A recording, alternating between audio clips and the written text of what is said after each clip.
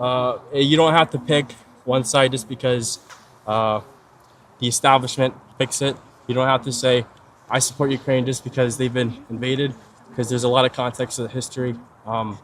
It's not black and white. I suggest you actually go try to learn what the Russian people are saying. De chasseur à pied qui vient pour nous remplacer. Doucement dans l'ombre, sous la pluie qui tombe, les petits chasseurs vont chercher leur tombe. Adieu la vie, adieu l'amour, adieu toutes les femmes.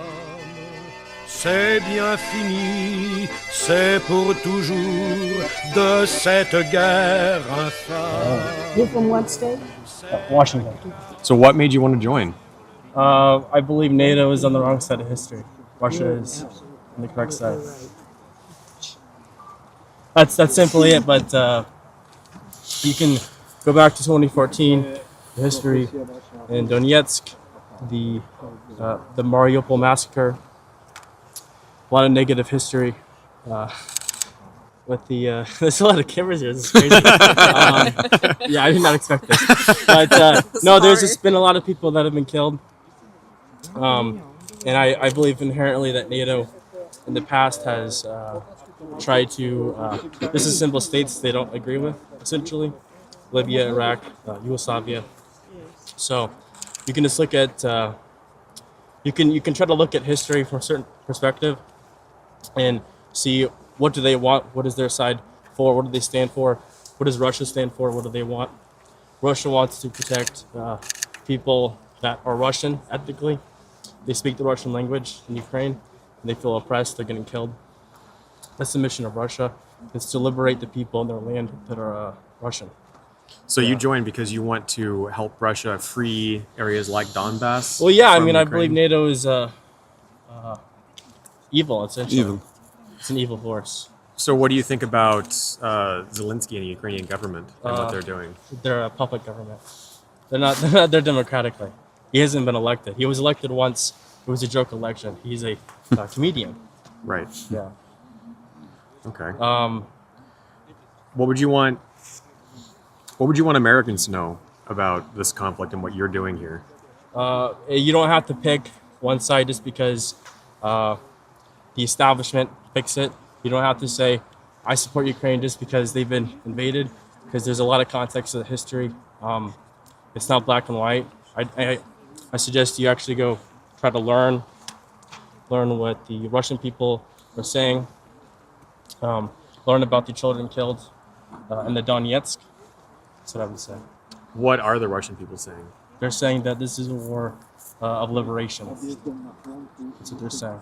Do you have other friends who feel similarly? Do you have other people? Yeah, there's a lot of people here who are like me from the West, Americans. I know several Americans. Really? Lots of British. Yeah, a lot of them try to stay anonymous for obvious reasons.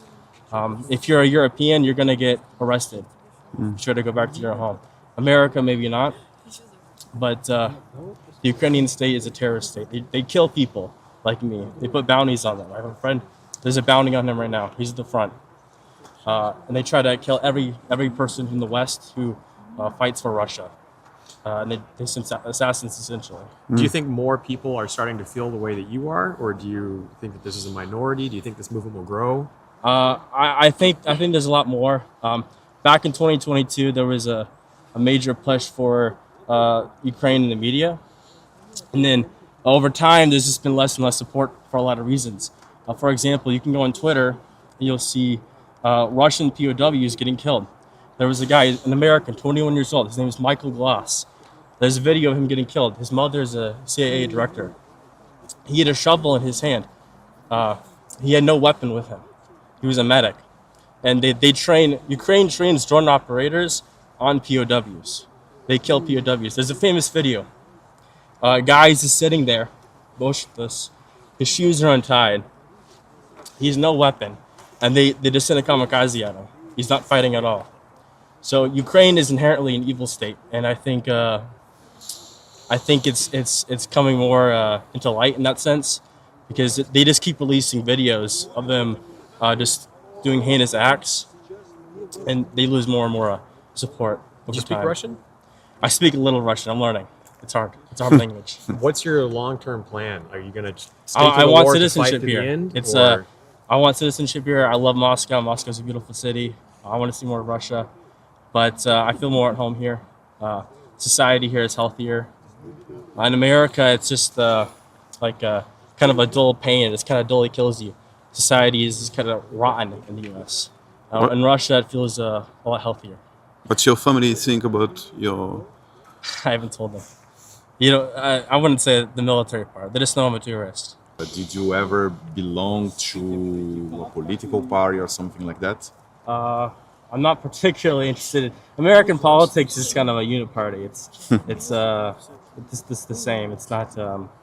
There's not a real democracy in America. No. It's a shame. There's no point in engaging in politics there. Ceux qu'ont le pognon, ceux-là reviendront, car c'est pour eux qu'on crève. Mais c'est fini, car les trophions vont tous se mettre en grève. Ce sera votre tour, messieurs les gros, montez sur le plateau. Car si vous voulez faire la guerre, payez-la de votre